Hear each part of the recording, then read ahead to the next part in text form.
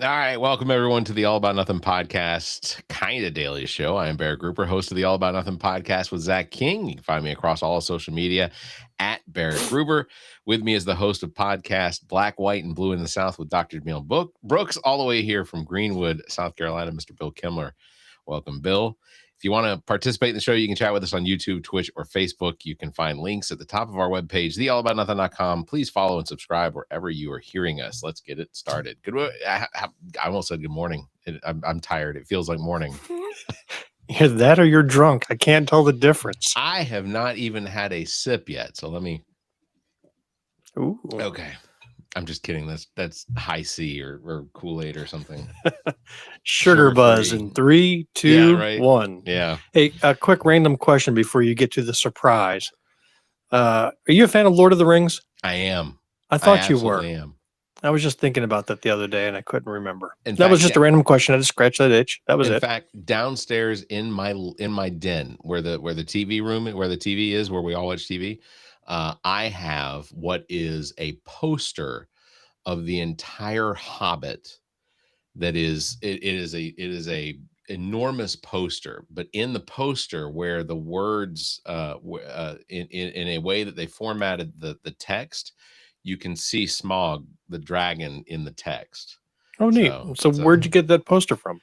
I ordered it online somewhere. Okay. I didn't know if you grabbed it from a theater or got it at a Comic-Con or something. No, I'll send you a picture of it. It's really cool, but I'd like to see that. It's literally the entire Hobbit written out. It's a very cool thing. And then I got it framed in a nice frame. Yeah. So I was also thinking, I'd like to get together for lunch with you sometime next couple of days. Yeah, sure. I feel like I need a road trip out to Lexington just to go grab a bite to eat. I am literally not doing anything. Anything. I am free until January 5th. I go back to work on January 5th after today. So awesome. Well, I'm heading up to New Jersey on Sunday for a few days. Visit my mom and siblings and one of my kids. The other kid is a traitor, wouldn't even come down to see me. Oh, okay. Well, I hope then I will. I saw your eye twitch. What was that? Oh, okay. All right. No, my eye just normally twitches. Oh, okay. All right. Well, I want to bring on somebody who this is supposed to be a surprise. So I wanted to do the word procrastinate gave it away. Oh, son of a bitch. All right. Well, all the way from Martin Van Buren's Albany, or if you prefer Andy Rooney's Albany, welcome in Amanda Guzman, who is Bill's daughter. Hey, kiddo. I did not realize that everyone could see those chats. Well, it's not like anything was said in that chat except not Bill and him procrastinate. Like and that you was put two and two together. Those two things that I know my daughter. So is this the child that is not coming down to visit for Christmas? Unfortunately. That is correct. Oh. But he didn't now tell that you she's the married, context. she doesn't need me anymore. He didn't tell you the context. We just bought a house. So that was part of what I wanted to do was because and also I'm working. Yeah, well, a nurse has got to work, Bill. Come on. I mean, who else is gonna do what the doctors don't? I assume. That's all right. My years on this planet are dwindling quickly. You're sounding like her mom. No, I'll probably be gone before her. She's going to live to be 1 billion years old. Her and Trump, they're never going to pass away. So, Amanda, you were very briefly on his last episode of the year. How is it that you remembered to come on this show and completely forgot that you were supposed to be on mine? How did that happen? Because you told Why me do you remember his appointment on a Tuesday? Yeah. No respect. I get no respect. Yeah, sorry. It's a tough life. So you were briefly on Black, White, and Blue in the South. What you were discussing housing. I guess I was assuming it was the housing crisis, but what did you all go through in trying to purchase a house? Oh my God, it's surreal. Also, hey, Dr. Jamil Brooks, sorry, I didn't get to talk to you longer. I don't know if she watches this, but I want to personally apologize to her. And I guess my dad. She will never see this. That's okay. Yeah, it's been interesting being a millennial couple, referred to as DINKs. I don't know if you know that acronym, dual income, no kids. Yeah, dual income, no kids. Yeah. It sounds queer, but it's not.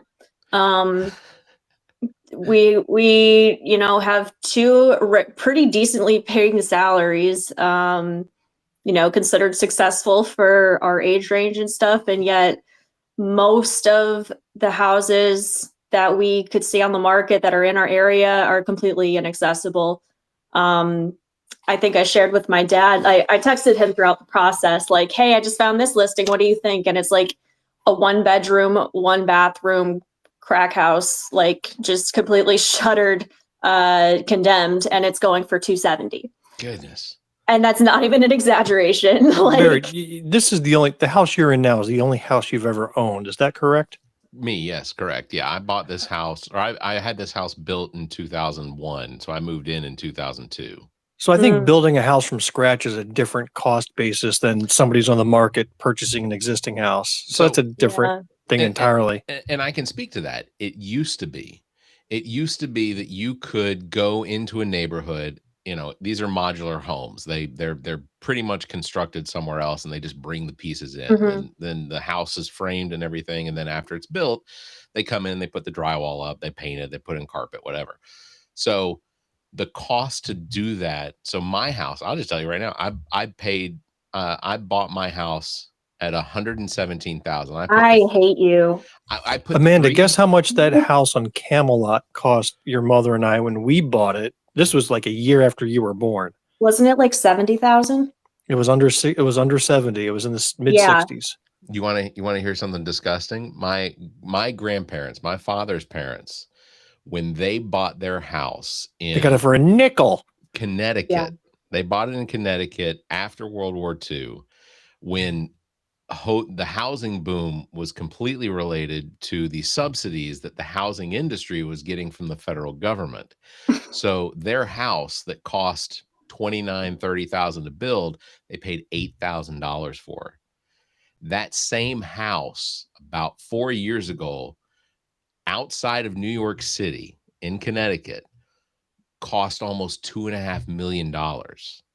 That's insane. Yeah. That's insane.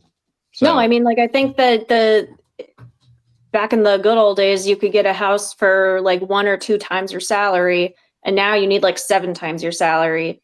Well, honestly, Amanda, I don't know how you have time to be on this podcast here with Barrett. You need to be out there getting a second job if you're going to stay in that house more than a year. Yeah. So we got our house for $340,000, and that's a deal. That is a steal, honestly, for this area and for the condition. You browbeat the owners, and you knocked the price down considerably, didn't you? Yeah, they even gave us credits. They were very generous, Weren't they the ones that you put an offer on first, and then they declined, thinking they can get better? No, that was a different house, actually. Oh, I thought that's where you ended back up. So we gave that other one a second chance, but there was too much wrong with it for what the price they were asking for, and we ended up saying, never mind. And I'm glad we did, because then we got this house, and I'm really thrilled with it. How much do you remember that mansion we almost bought in Binghamton? So Barrett, I almost owned a historical mansion in the city of Binghamton. I mean, this thing had towering spires and looked like a classic Greek architecture, had ivy up the walls of the building, and it was just this gorgeous, huge home. It was going for like 180, right? Oh my God. This was back in the early 2000s. And so we looked at it, and I could have afforded that house easily. And when you get in it, Barrett, the woodwork was beautiful. The house was immense. I mean, I got to send you some pictures of this. You'll remember it because it was right there off of Main Street. But then we had an inspector go in, and he looked around and says, "Are you handy?" I said, "I'm about as far from handyman as you can get. Like maybe changing a light bulb." He took us down into the depot. Yeah, he took us down into the basement. We looked at the boiler down there. And he's like, "You might be able to find parts for this on eBay if this breaks." He says, "Maybe." Because it is like, look at this imprint. It was like built in the 1920s was that furnace, right? And then we went to the second floor. He put a marble down on the floor, and we just watched the marble roll to the left on its own. It's like, this house is sinking. And he was just pointing out one thing after another, and we quickly realized we were way over our heads. I mean, it was beautiful on the outside. It would have been a cool thing to say we own a mansion. Yeah. But it would have killed us. Yeah. Oh my God. Yeah, that's legitimately though, it is extremely difficult to find housing that isn't just rentals. Like literally in this area, that's a huge problem. And renting is not any more affordable than owning at this point. I was going to ask, Amanda, both are unaffordable. The mortgage you will end up paying, like I think you've got that figured out from the bank, what your monthly is going to be. How did that compare to what you're paying in rent for your current apartment? It's only a couple hundred more. Right. That's it. Like we can float that, and at least that's going towards equity, eventually. Yeah. Right now it's all. But then when you have a wasp or hornet infestation, guess whose problem it is? Well, it was already our problem here. They didn't do shit for like 4 days. So he's an absent landlord anyhow. We were displaced for 3 days. I'm not even kidding, because our landlords didn't do anything. You're not in a new house now, are you? We're not. No, we have a lot of work to do. We have to get the old lady smell out of it, that kind of stuff. But so you've closed on the house. Yeah. How long off do you think it is before you were going to be able to move in? Oh, I think we can get it all done in a couple weeks. Okay. Like the main stuff, like cleaning the floors, painting the walls, getting some mold treated. We got all the contractors. We had a couple appointments today. It all felt very grown up. I'm always shocked when I hear someone, 20 or 30 years younger than me talk about how things feel grown up. Oh, yeah. Speaking of grown up, talk about the text you sent me the other day in panic. Me? What? Oh, her. No, I'm talking about you, Amanda. Oh. Which you were one? freaking out because you found your first gray hair. Oh my God. You didn't even respond. That's why I didn't remember. So I had 3 major milestones this year. I told him one was getting married. Another is buying a house. And then the third is finding my first gray hair. Okay. Which is probably the worst of the 3. My kid has a gray hair, Barrett. Not anymore. Yeah. Good luck fighting that battle. I'm going to warn you. You see all this right here?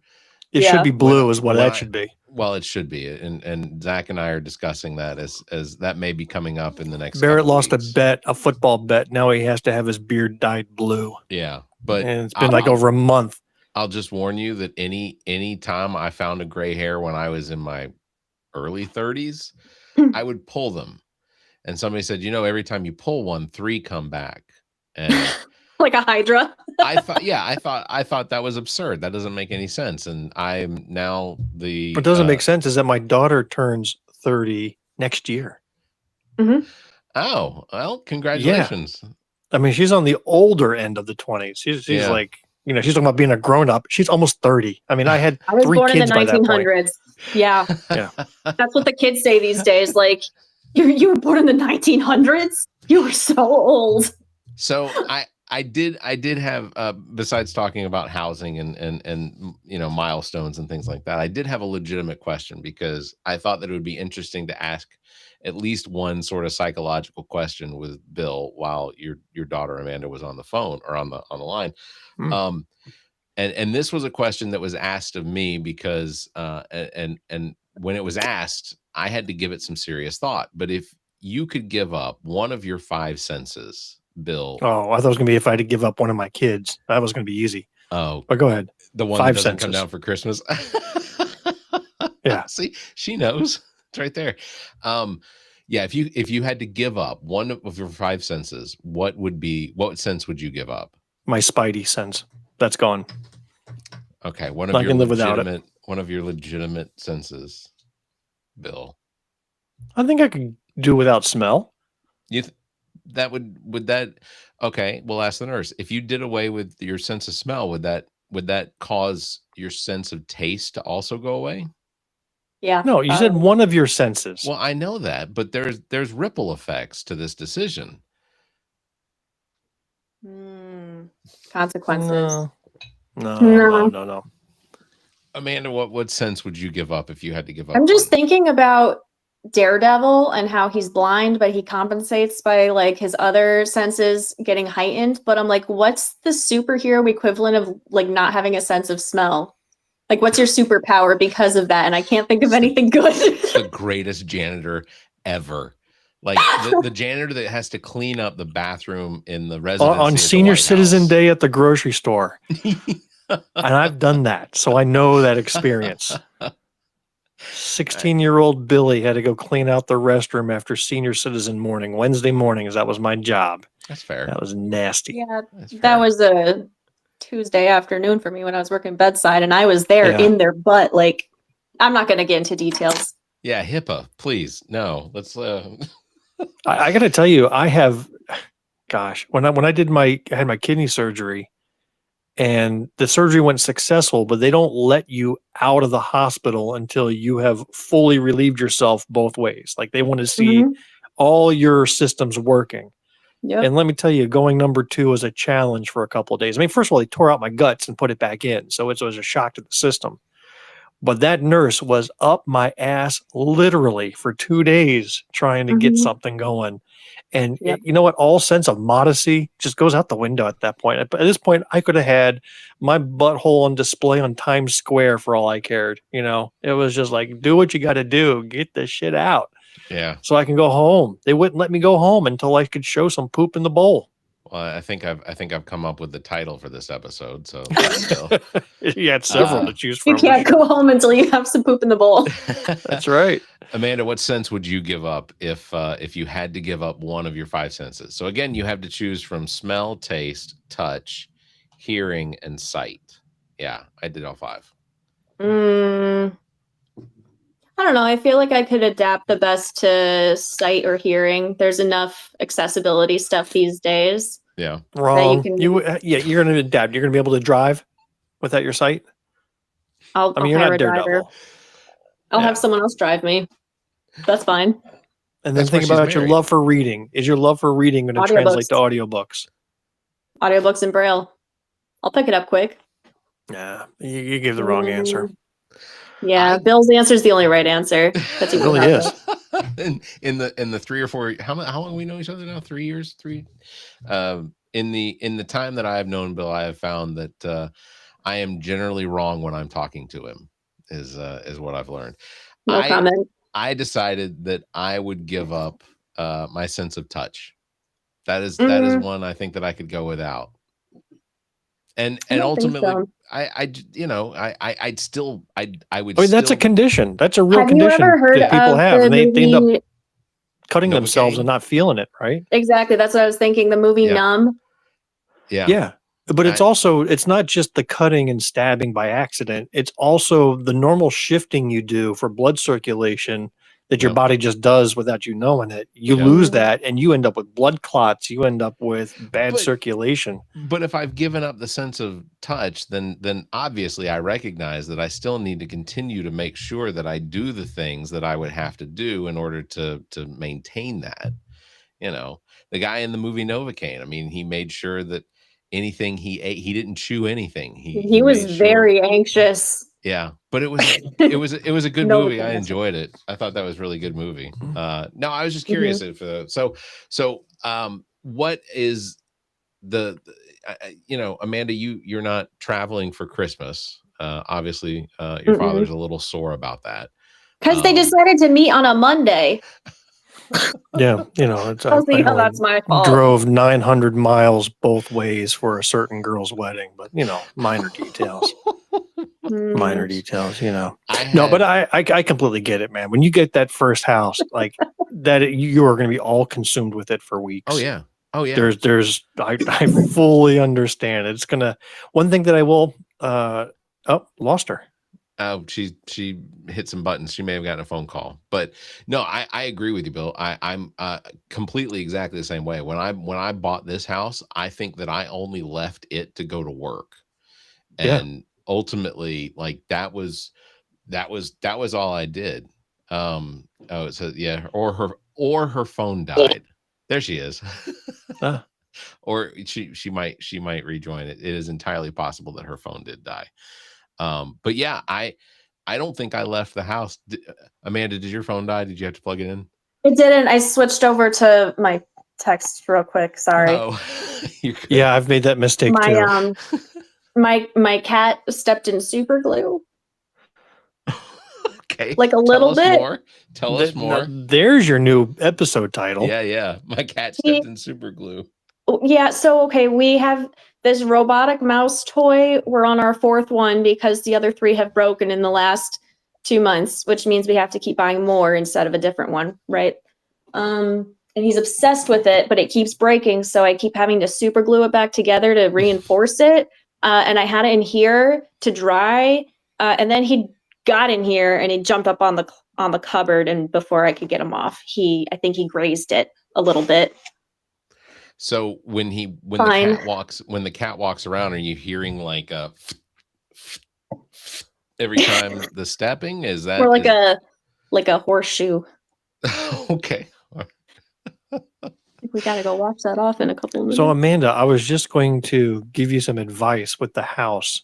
Yes.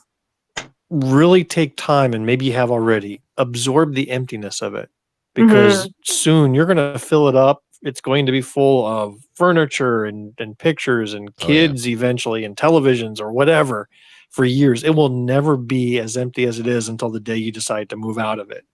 And it's always a weird feeling to be in that empty house. So take as much video of it, pictures of it empty as you can. And you won't recognize your house in 10 years and 15 years or however long. I was just going back through some old pictures of 93 grand at the end when I had moved everything out, and was just stunned at how empty that house was without everybody, without you in it, without the dogs, without the cats, without all the possessions. It was just a weird place. It's crazy. We've been packing over the last couple of weeks, and I took down most of the decorations, like on the walls. Not this guy, because this is you got to pull your camera up so that Barrett can see it. We can't see the head. I was gonna say, I see it's Tony Stark and Iron Man. Okay. Interesting. I actually watched over the last 2 days. I watched Iron Man 1 and Iron Man 2. That's, instead of a big portrait of the owner of the house or whatever, we have that behind the desk. For the record, I've ranked all the Marvel movies, Barrett. Yeah. And all the TV shows. I've got a ranking. Yeah. Iron Man 3 is at the bottom of the list. It's the worst of the entire MCU. Worse than Ant-Man? It's one of 2 Christmas movies in the Marvel universe. Like, you have to, like, are you counting the Guardians of the Galaxy special? That was a Christmas movie with Kevin Bacon. Yeah. With I thought that I enjoyed it. And that was cute. It wasn't great, but it was cute. It was comical. But no, Iron Man 3 was tonally the worst of them all. It was a slog to get through. Completely different director, one and done. It was terrible. I took down all the decorations around here, and it feels like completely devoid of personality, and it's very off-putting because I like covering the walls. That was the completion of that thought. I've been decluttering recently as well, and it's interesting to find the amount of space that's available when you take away some things. And that has been nice, because for me, don't look at the walls here, but I'm usually very organized when it comes to everything. And so being able to declutter and organize again and start cleaning up has been pretty nice. Have you given your notice yet to your landlord that you're moving out? Have you given I don't know if it's a 60, 30, 90-day heads up? Yeah, we told them a while ago, and they were very understanding that this has been it's a kind of dynamic process. But did you do it in writing? Yeah. Yep. Okay. We have our lease until the 15th. Okay, good. When I bought this house, because it took about 3.5 months to build, I was still in my apartment. But when I was able to move into the house, my apartment, I still had like 4 months left on the lease from when the house was finished being built. I kept and they weren't going to let me out of the lease, so I kept that apartment for when people came to town. So there was still 2 beds, 2 bedrooms, 2 bathrooms. You told me you were paying rent and mortgage at the same time. See, it's a difference between 2002 rent to now, because I should have just saved better in 2002 and bought a house then. I had an 1,800 square foot apartment, 1,800 square feet, which is larger than some friends' houses now. I was paying $4.99 a month for that. Stop it. $4.99 a month in 2002. Like, but that's Columbia, South Carolina. It was not in a great neighborhood. I didn't care. If I was going to get shot, I'd get shot. But it wasn't that big a deal. But it was, you know. So, and then moving. Well, I think I'm going to have to change my trip and actually come up and see your house, Amanda, because I need to see where my room is going to be for when I move in with you guys. You know, I'm going to have my room. I just want to know which one it is. I'm going to move in with you as my father moved in with me. It's family tradition. Oh my God. Do homes in Albany have basements? Some of them. Does this one? This one does. Okay. It's unfinished. Oh, okay. How bad is it unfinished? I mean, there's different levels of unfinished. Like, is it dirt floor unfinished? Not dirt floor, like cement floor. There's one makeshift room that they did DIY that just is like, he built his own wall, made a tiny little hobby room and layered 3 carpets on top of each other and called it a day. That's fine. Okay, I can work with that. Yeah. The wheelchair is going to roll around nice on three layers of carpet. It's wheelchairs, not so much. It is a split level. So Bill, you're on one level, you're stuck. So how old is the house that you purchased? Because Albany, New York, 1957. Yep. Is there a lot of old homes like near you? Like, when I say old home, I mean Albany, New York. I mean, so there's like more historic areas. This one is less so. I think it's more of an intentional development. Okay. Like suburbia. 57's old. I mean, 1957 that's decent. It's decent. But I mean, Albany, I think that there are buildings from the 1700s. Oh, yeah. You know. Well, Amanda, the house on Grand Boulevard was 1930s. I mean, you can have a nice house that's old, right? Easily, that's kept up well. I mean, the way, just even the building quality back in those days are, I think, a lot better than the quality today. I did find out that the roof needs to be replaced, so that's a bummer. But yeah, all roofs, 20, 30-year lifetime, regardless. Yeah. That's that you can't get away from. My roof, I'm hoping for a hailstorm that would put a decent amount of damage into it, because insurance. Yeah, I don't want to pay for a roof. Hey, speaking of weather, what's the temperature supposed to be like up in your neck of the woods for Christmas? There you go. Probably like 20s. Is it really? I mean, I don't know. I mean, no, really? Like, actually, I think today was this morning. I woke up, we left, it was 24. Guess what it's forecast to be here on Christmas Day?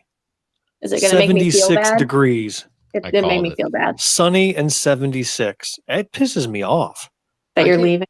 Or that you're... No, that it's going to be warm for Christmas. I don't need it to be 76 degrees on Christmas Day. I want 20 degrees. I want snow flurries. I want it to feel like Christmas. You know what's really funny? So I'm moving in with Carla. You can come up here. Yeah, JC and I will hang out. We'll talk. Yeah. We'll talk Stormlight Archive and geek out on Brandon Sanderson. Oh, I am on at the end of the second book of Mistborn. Oh, good. Okay, good. The Well of Ascension. I'm like 85% done. You know, it's funny. Last week at bowling, the subject of what weather was going to be like for Christmas, and I don't think people understand. I did a lot working for weather in weather radio and television when I Barrett was the weather girl at one point for a TV station. I dated one of the Weather Channel girls. Anyway, but it was brought up, and I said, you watch. I said, it's gonna be like 75, 80 degrees next week. I said, the patterns are lining up. It's just what it's gonna be. Everybody's like, no, it's gonna be colder. I said, no, it'll be colder for New Year's. I said, but it all played out. exactly the way I said. And you know what always happens? I I go up to visit family in the Northeast around Christmas time. Yeah. Guess what I forget every year because it's 76 degrees here in South Carolina. I hop in my car with my suitcase and I head up north without a coat. And I get out somewhere in Pennsylvania. I'm like, fuck, it's cold. Yeah. Well, okay, so that's a question. Happens, and I'm in there my T-shirt, and I always forget. What is the difference between a coat and a jacket in the Northeast?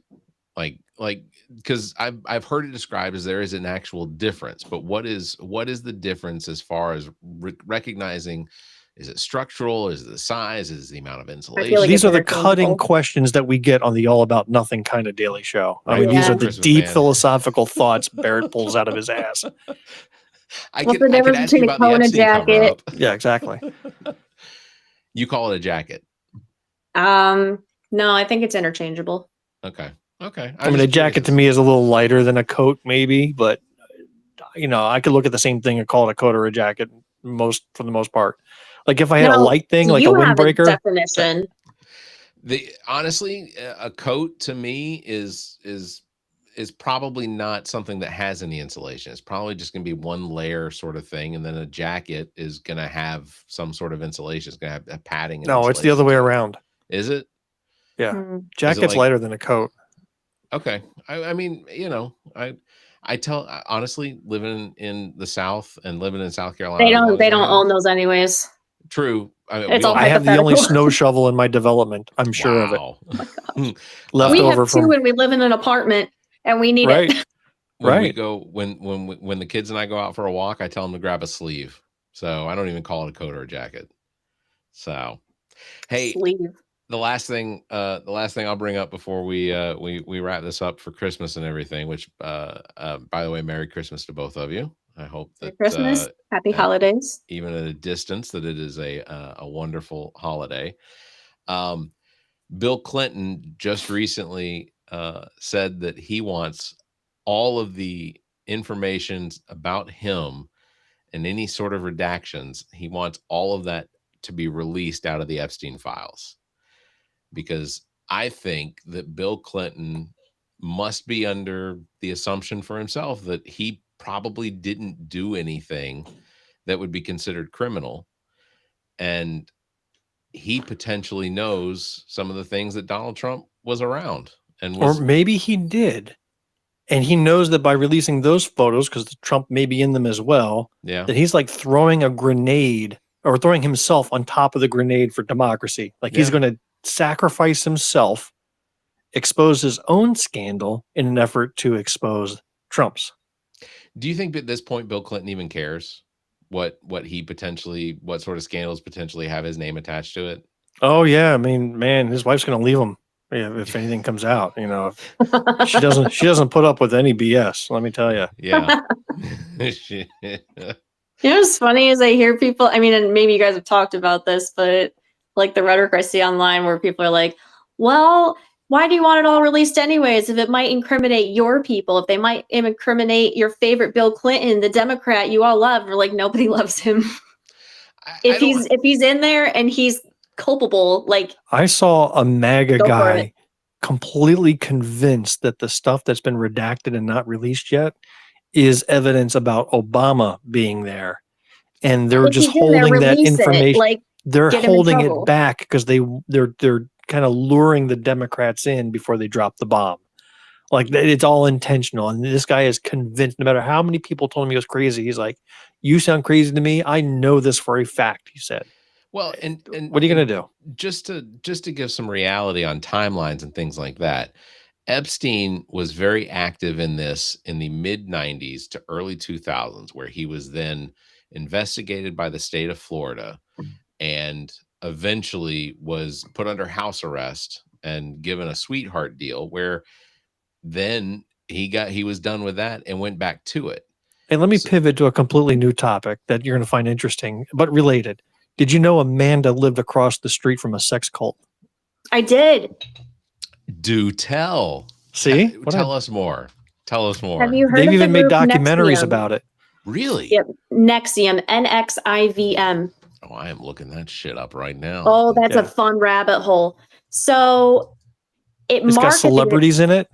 They recruited like big names. You've lost Barrett. He's busy he's busy Googling. You lost him. No, keep talking. Allison Mack. Okay, so their headquarters was in Albany, just like literally 5 minutes down the street from us. Their headquarters. It branded itself as a personal development and like business marketing, self-help kind of structure. And you rise through the levels, kind of like an MLM. You know, you pay for a course, you learn more, and it starts off good. You know, you learn some strategies. But then the deeper you go, the more manipulative it gets, the more money gets invested. And then at the very top, there were women who were recruited into some secret little group where they ended up getting branded. They were all like... it's like Scientology for perverts. With the leader. And I don't know if you could pull up a picture of the leader, Keith Raniere. Yes, I can. Allison, while I'm pulling this up, Allison Mack was in from Smallville. She was in what was the show? She was Peter Pan, wasn't she? Was she really? I think she was famous for being Peter Pan.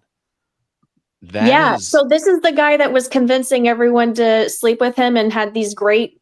You got to watch videos of him talking. It's the most bizarre thing. There's a documentary on HBO. Okay.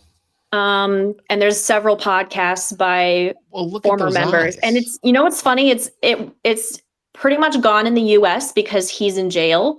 Yeah. But there are still operations in Canada and Mexico. Wow. Mm-hmm.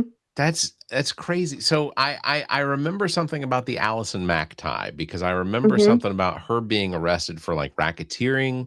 Yep. It was because of this.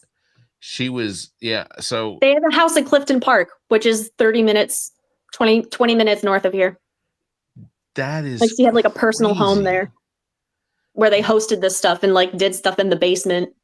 So anytime that I came up to visit, we would always have to either walk by or drive by and look at that place. It looks very benign, very honest. It's just part of like a mall, like a strip mall of businesses. Well, okay. So tell me what is this building?